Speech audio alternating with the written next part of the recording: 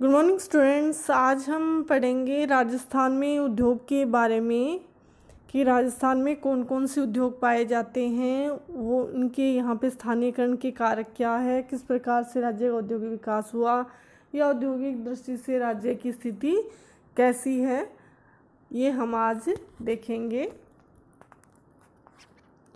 राजस्थान में औद्योगिक विकास।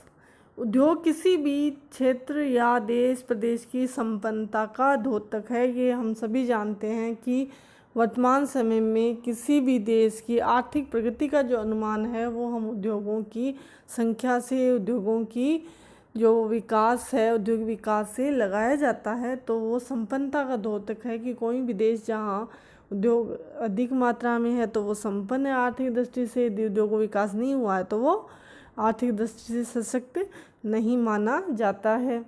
उद्योग आधारभूत संरचना विकास की धुरी है।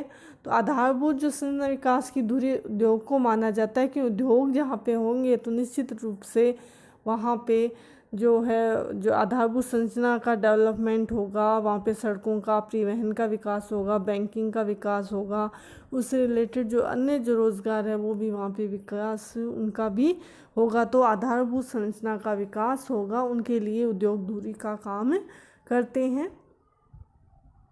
तकनीकी ज्ञान, वैज्ञानिक दृष्टिकोण, संसाधनों की प्रचुरता, ऊर्जा की उपलब्धि, शिक्षा, स्वास्थ्य, परिवहन, दूरसंचार आदि औद्योगिकीकरण के मुख्य आधार स्तंभ है।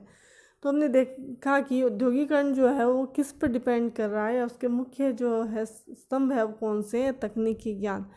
तकनीकी ज्ञान जो है वो औद्योगिक विकास के लिए प्रथम शर्त है, क्योंकि हम देखते हैं कि यदि वैश्विक स्तर पर देखा जाए तो वे देश जो कि तकनीकी दृष्टि से सक्षम हैं, उन्नत है, वे ही वास्तव में क्या है, रूल करते हैं, राज कर रहे हैं, क्योंकि उनके पास तकनीक है तो उन्होंने औद्योगिक विकास भी अधिक किया है, उनके पास पूंजी भी अधिक है। वैज्ञानिक दृष्टिकोण। वैज्ञानिक दृष्टिकोण का मतलब ये है कि जो कोई भी कार्य हम करते हैं यदि उसके प्रति वैज्ञानिक दृष्टिकोण रखेंगे तो हम क्या इजीली जो नई तकनीकें हैं उनको अपना सकते हैं। लेकिन यदि परंपरावादी दृष्टिकोण होगा तो क्या होगा, हम पीछे रह जाएंगे। जैसे हरित क्रांति जो है वो वैज्ञानिक दृष्टिकोण का प्रतीक है कि खेती में क्या किया, नए जो बीज थे उनका प्रयोग किया गया। तो उद्योग जो है वो वैज्ञानिक दृष्टिकोण जो है उससे भी प्रभावित होते हैं।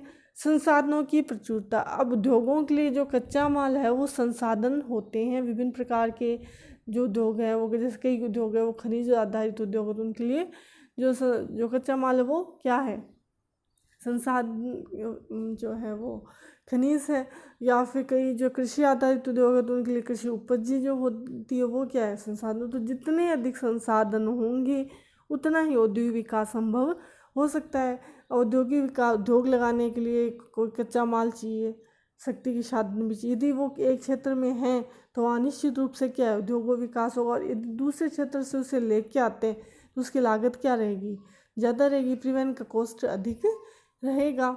ऊर्जा की उपलब्धता। ऊर्जा की उपलब्धता जो है वो हर कार्य के लिए आवश्यक होती है, तो उद्योग जो है उसके लिए ऊर्जा उपलब्ध आवश्यक है। यदि ऊर्जा आसानी से कम लागत पे मिल रही है तो उद्योग जो है वो तेज़ी से पनपते हैं। शिक्षा, स्वास्थ्य, परिवहन, दूरसंचार। शिक्षा है इसलिए जरूरी है कि शिक्षा जो है उससे जो है कुशल श्रम का विकास होता है। उद्योगों में अकुशल के साथ कुशल श्रम की भी आवश्यकता होती है। स्वास्थ्य, जितना अधिक जो है स्वास्थ्य जो है वो सुविधाएं अच्छी होगी उतने ही जो है श्रमिक है या उद्योग में जो काम कर रहे हैं उनके लिए जो उनकी कार्य क्षमता अधिक होगी तो औद्योगिक विकास जो है या औद्योगिक उत्पादन भी अधिक होगा। परिवहन जो है वो उद्योग के लिए बहुत ही आवश्यक है कि किसी भी स्थान से कच्चे माल को उद्योग तक लाना, फिर बने हुए माल को बाजार तक ले जाना, ये सभी कार्य परिवहन के माध्यम से ही किए जा सकते हैं। दूरसंचार है, कम्युनिकेशन जो है उसके द्वारा जो है नई नई सूचनाओं का पता चलता है, जानकारियों का पता चलता है। तो ये सभी जो है तकनीक है या वैज्ञानिक दृष्टिकोण है या संसाधन है वो आपको मिल रहे हैं या नहीं मिल रहे। परिवहन के साधन किस प्रकार से है, शिक्षा का जो संरचना है, ढांचा कैसा है, ऊर्जा की उपलब्धि किस प्रकार की, ये सभी उद्योगों के विकास को प्रभावित करते हैं। जहाँ पर इनका विकास होता है वहीं पर औद्योगिक विकास संभव हो सकता है। तो जहाँ पे ये संसाधन पाए जाएंगे निश्चित रूप से वहाँ पे औद्योगिक विकास तेज गति से होगा। अब यद्यपि राजस्थान देश का सबसे बड़ा राज्य था, संसाधनों की प्रचुरता भी है, लेकिन औद्योगिक दृष्टि से राजस्थान की स्थिति अच्छी नहीं है। अब हम बात करें क्षेत्रफल की दृष्टि से, राजस्थान उसका प्रथम स्थान है। राज्य का क्षेत्रफल जो है वो कई देशों के बराबर है, कई देशों से भी बड़ा है। संसाधनों की बात करें तो यहाँ प्रचुरता है, खनिजों का अजैव कहा जाता है राजस्थान को। तो संसाधन भी यहाँ पे है, कृषि कार्य भी किया जाता है, तो कृषि संबंधी भी यहाँ पे मतलब संभावनाएं हैं। ऊर्जा में भी ये है कि जो गैर परंपरागत ऊर्जा स्रोत उनके लिए संभावनाएं हैं, यद्यपि परंपरागत ऊर्जा स्रोत यहाँ पे कम पाए जाते हैं। तो औद्योगिक दृष्टि से राजस्थान की स्थिति अच्छी नहीं है। राज्य क्या है, पिछड़ा हुआ राज्य माना जाता है। औद्योगिक दृष्टि से राजस्थान की स्थिति क्या है, एक पिछड़े हुए राज्य की स्थिति है। अब हम बात करते हैं कि राज्य में औद्योगिक पिछड़ेपन के कारण राज्य की स्थिति औद्योगिक दृष्टि से अच्छी नहीं है और ये बीमारू राज्यों में शामिल है। ज़्यादा यहाँ पे उत्पादन नहीं हो पाता या जो उद्योग है वो अधिक संख्या में नहीं है। राज्य के उद्योगों की दृष्टि से पिछड़ा होने के निम्न कारण है। पहला, आधारभूत संरचना की कमी। दूसरा, निरंतर अकाल की स्थिति। तीसरा, सामंती विरासत में मिला पिछड़ापन। मानवीय संसाधन विकास में कमी। पांचवा, परिवहन के साधनों की कमी। छह, कुशल श्रम एवं तकनीकी ज्ञान की कमी। सातवां, आर्थिक पिछड़ापन। अब हम इन्हें डिटेल से देखते हैं कौन कौन से कारण हैं जिनके कारण जो है राजस्थान में जो है औद्योगिक विकास नहीं हो पाया। जिनमें पहला हम देखते हैं आधारभूत संरचना की कमी। आधारभूत संरचना जो है वो कहीं भी उद्योग यदि आप लगाते हैं तो एक आपको आधारभूत संरचना वहाँ पे चाहिए होती है कि उद्योग लगाएंगे तो पैसे चाहिए, पूंजी चाहिए, तो बैंकिंग की सुविधा। उद्योग के लिए आपको कच्चा माल लाना है या बना हुआ माल लेके बाज़ार में जाना तो आपको परिवहन की सुविधा भी चाहिएगी। जो या फिर जो है जल संसाधन है वो भी आपको चाहिए, ऊर्जा के संसाधन है वो भी आपको चाहिए। एजुकेशन जो है वो भी वहाँ पे अच्छी होनी चाहिए, क्योंकि शिक्षा होगी तभी कुशल श्रम का विकास होगा। और स्वास्थ्य संबंधी सुविधाएं अच्छी होनी चाहिए, तभी जो है श्रमिक है या उद्योगों में काम करने वाले लोग जो अच्छी तरह कार्य कर सकेंगे, अपनी जो अधिकतम जो है वो जो उनकी क्षमता से वो काम कर सकते हैं। नहीं, राजस्थान में हम देखते हैं कि जो आधारभूत संरचना है वो इतनी अच्छी नहीं है। योजना काल में विकास किया गया है लेकिन वो उस गति से नहीं किया गया जितना होना चाहिए। जैसे रोड्स की हम बात करें तो वो इतनी अच्छी नहीं है और या टूटी भी है। और रेलवे में भी जो है ब्रॉड गेज जो है अब विकास हुआ, उसके पहले मीटर गेज था। और एयरपोर्ट्स की यदि बात किया जाए तो इतने हवाई अड्डे नहीं हैं राजस्थान में। पोर्ट की सुविधा जलयान की जैसे बात करें सुविधा वो तो है ही नहीं, क्योंकि राजस्थान की जलीय सीमा लगती नहीं है। हेल्थ केयर में भी राजस्थान जो है वो अन्य जो राज्यों जो तुलना में पिछड़ा हुआ है। एजुकेशन की बात करें तो एजुकेशन भी राजस्थान में इतनी ज़्यादा नहीं है। तो आधारभूत संरचना की कमी जो है वो राजस्थान में औद्योगिक विकास को हतोत्साहित कर रही है। दूसरा हम देखते हैं निरंतर अकाल की स्थिति। अब राजस्थान है उसका लगभग 60% जो क्षेत्र है वो मरुस्थलीय क्षेत्र में आता है। अब कई जो उद्योग जो कृषि आधारित उद्योग है उनके लिए जो उपज जो है वो कैसी होगी, कृषि से जो फसलें प्राप्त होती है वो होगी। अब राजस्थान जो है वहाँ पे निरंतर सूखे की स्थिति रहती है, अकाल की स्थिति रहेगी। तो अकाल की स्थिति रहेगी तो फसलें नहीं होगी और नुकसान होगा। तो ये आगे फसलें नहीं होगी तो फसलों पे आधारित उद्योग है वो भी विकसित नहीं हो सकते। या वर्षा कम हो रही है, अकाल है, तो कई ऐसी जो है फसलें जिनके लिए पानी चाहिए होता है तो वो फसलें तो यहाँ उगाई नहीं जा सकती। तो उनके संबंधित उद्योग स्थापित करना तो आपको दूसरे राज्य से उसको मंगवाना पड़ेगा। यदि कच्चा माल दूसरे राज्य से मंगवाएंगे तो वो परिवहन लागत रहेगी उस पर आएगी तो वो महंगा रहेगा। तो निरंतर अकाल जो स्थिति है रहती है कि कई साल जो है जो सूखे की स्थिति है, तो इस वजह से भी क्या होता है राज्य में औद्योगिक विकास नहीं हो पाता। प्लस सरकार के द्वारा क्या है विकास कार्यों की तुलना में क्या है कि जैसे अकाल की स्थिति तो सरकार को उन पे पैसे लगाने पड़ते हैं, पैसे खर्च करने पड़ते हैं। चारा, पानी, खाद्यान्न आदि पूर्ति के लिए राज्य सरकार की करोड़ों रुपए की राशि देती है। अब वो राशि जो उद्योगों के लिए काम में ली जा सकती थी वो कहाँ पे देनी पड़ती है कि अकाल सहायता कार्यों में देनी पड़ती है। तो ऐसे में क्या होता है कि फिर उद्योगों की तरफ जो है वो उनका जो संचालन ढांचा का जो विकास जो हो सकता था उस पैसे के द्वारा वो नहीं हो पाता, इसलिए औद्योगिक विकास इतना नहीं हो पाता, और जो अकाल की स्थिति भी उसको नकारात्मक रूप से प्रभावित करती है। अगला है सामंती विरासत में मिला पिछड़ापन। अब जैसे सभी जानते हैं कि स्वतंत्र से पूर्व राजस्थान है वो कई राजघरानों, ठिकानों, जागीरों में बंटा हुआ था।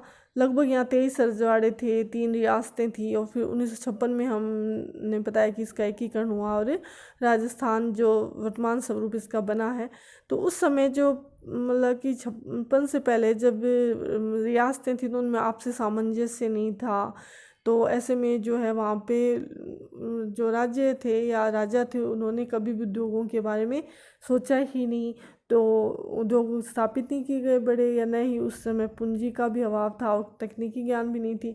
तो औद्योगिक विकास जो है वो यदि सामंती जो दौर था उस समय, राजाओं का जो दौर था, उसमें औद्योगिक विकास जो है वो नगण्य रहा। जबकि कई ऐसी जगह हैं जहाँ पे कि है ना वो औद्योगिक विकास पहले से ही रहा, तो वो उसका आगे जो है वो बेनिफिट मिला नहीं, राज्य के साथ ऐसी स्थिति नहीं रही। अगला है परिवहन के साधनों की कमी। तो राज्य में देखते हैं कि यातायात संबंधी भी कठिनाइयां हैं जो कि उद्योगों को प्रभावित करती है। राज्य में जो है पहले जो है वो एकमात्र साधन बैलगाड़ी था। वर्तमान में हम देखते हैं कि विकास हो गया, रेल मार्ग भी है, सड़क मार्ग भी है। लेकिन फिर भी यदि देखा जाए तो सड़कें जो है वो इतनी अधिक लंबाई में नहीं है, इतनी अच्छी भी नहीं है, और सड़कों की जाल के बिना औद्योगिक प्रतिष्ठान वो स्थापना संभव नहीं है। और राज्य के अधिकांश जो रेलवे थी वो मीटर गेज में थी। अब देखते हैं कि अब उसको ब्रॉड गेज में चेंज कर दिया गया, तो इससे निश्चित रूप से औद्योगिक विकास संभव होगा। जैसे कि ना जो अलवर का जो क्षेत्र है वहाँ पे सुविधाएं दी गई है, तो वो औद्योगिक जो केंद्र के रूप में जो है वो निरंतर उभर रहा है। तो जहाँ पे ये सुविधाएं मिलेगी तो वहाँ पे निश्चित रूप से औद्योगिक विकास होगा। अगला है मानवीय संसाधन विकास में कमी। अब मानव जो है वो स्वयं एक संसाधन है, उसको यदि वो स्वयं अपनी क्षमता के अनुसार कार्य करे तो निश्चित रूप से वो लाभदायक होता है। मानवीय संसाधन का विकास किस प्रकार से होगा? एजुकेशन के द्वारा होगा, स्वास्थ्य संबंधी सुविधाओं के द्वारा होगा। यदि एजुकेशन जो है वो सिस्टम अच्छा होगा, एजुकेशन अधिक होगी, तो क्या होगा, इससे जो है वो कुशल श्रम जो है वो आसानी से मिल जाएगा। हम बात करें साक्षरता की, तो राज्य में जो साक्षरता है वो इतनी अधिक नहीं है। या बनिस्पत देखें केरल है, महाराष्ट्र, उनकी तुलना में राज्य में जो साक्षरता का प्रतिशत है वो काफ़ी कम है। तो कम साक्षरता की वजह से फिर शिक्षा, तकनीकी ज्ञान, फिर वैज्ञानिक दृष्टिकोण का विकास भी नहीं होगा। यदि व्यक्ति शिक्षित होता है तो उसमें वैज्ञानिक दृष्टिकोण का जो विकास होता है, लेकिन बिना शिक्षा ही वो भी संभव नहीं होता। तो ऐसी स्थिति मानवीय संसाधन विकास में कमी के कारण भी क्या होगा कि औद्योगिक विकास जो है वो नकारात्मक रूप से प्रभावित हुआ है। अगला हम देखते हैं कुशल श्रम एवं तकनीकी ज्ञान की कमी। हम पहले बात कर रहे थे क्योंकि राज्य में शिक्षा का इतना अधिक नहीं है तो कुशल श्रम का विकास नहीं हो पाया है, और कुशल श्रम का विकास नहीं है। तकनीकी ज्ञान दृष्टि से भी यदि देखें तो राजस्थान की स्थिति ज़्यादा अच्छी नहीं है। राज्य में तकनीकी शिक्षा की कमी के कारण कुशल व सस्ते श्रम की बहुत ही कमी थी। परिणाम स्वरूप कोई भी जो घराना है वो जल्दी से यहाँ पे उद्योग स्थापित नहीं करता। स्वयं राजस्थान जो है उनके जो उद्योगपति है वो बाहर की तरफ जाके उन्होंने अपनी जो फैक्ट्रियाँ स्थापित की है। तो अतः जो सस्ता और जो कुशल श्रम है उसकी कमी भी जो है वो राज्य के जो औद्योगिक विकास में बाधक रही है। अगला शक्ति के साधनों की कमी। अब हमें पता है कि कोई भी उद्योग है वो बिना शक्ति के साधनों के संभव नहीं है। तो राज्य में जो है कोयला पाया जाता है, लेकिन वो उत्तम किस्म का नहीं है बल्कि लिग्नाइट किस्म का कोयला पाया जाता है। इसके अलावा कुछ जो तेल भी पाया जाता है, प्राकृतिक गैस भी पाए जा रहे हैं, लेकिन अभी उनका जो विकास है वो उस सीमा तक नहीं हो पाया है जितना होना चाहिए। तो इस वजह से कह सकते हैं कि साधनों की कमी ने भी राज्य को औद्योगिक विकास को प्रभावित किया। अब वर्तमान समय में जरूर इनमें संभावनाएं दिखाई दे रही है।